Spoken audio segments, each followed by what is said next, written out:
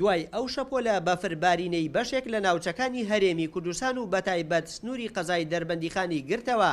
تۆڕی ڕێکخراوە ژینگەیەکانی گەرمیان بە هاوکاری پۆلیسی دارستانی دەربەندیخان بۆ پارێزگاریکردن لە ژیانی باڵندە و ئاژەڵە کێویەکان لە چیا و دارستانەکانی سنووری قەزای دەربەندیخان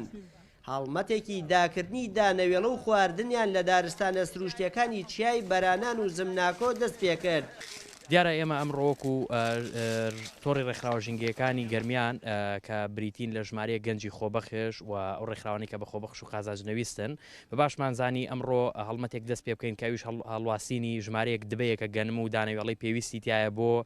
ئەو باڵندانەی کە لەم ناوچەیەدان بۆ ئەوەی بتوانن بیخۆن و ژیانیان لە مەترسی مردن ڕزگاری بێ. بەڕاستی زۆر بە خۆشحاڵی و هاتوین بەدەم داواکەیانەوە ئەوە تا ئێستا هاتوین لەسەر ئەم دەریاچە و لەم شوێنانەی کە بەفرێ زۆر باریوە هاتوین لەگەڵیانە هاوکاریانین بۆ داکردنی ئەو دانێوڵانە بۆ ئەوەی ئەو تێروتورانە ئیسفادەی لێ بکەن. سەرۆکی شارەوانی دەربەندیخانیش ڕای دەگەێنێت بەهۆی ئەو شەپۆلە بەفربارینەی ڕووی لە ناوچەکە کردووە جگە لە ئاستەنگەکانی هاتوچۆ ژمارەیەک دار و درەخشکاون ڕاستیدا ئەو شەپۆ لە بەفروبارانە کاریگەری لە هەمەلایەنی هەبووە هەم لە ڕووی گرفتی ڕێگاوانەوە و تێکدانی ئەکتافی ڕێگاکان و هەرواشکانەوەی دار و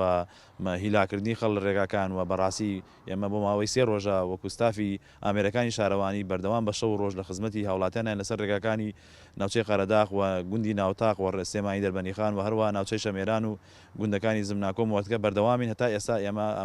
لە ئامادەین بۆ ئیشکردن دارشکاوەتەوە زەرری داوە بەهۆی ئەمە فرەوە.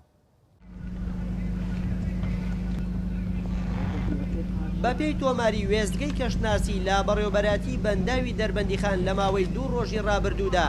نزیکەی 17 سانتیمەتر بەفر لە سنوورەکەدا باریوە. سەلام ڕۆ گەلی کوردستان دەربەندیخان.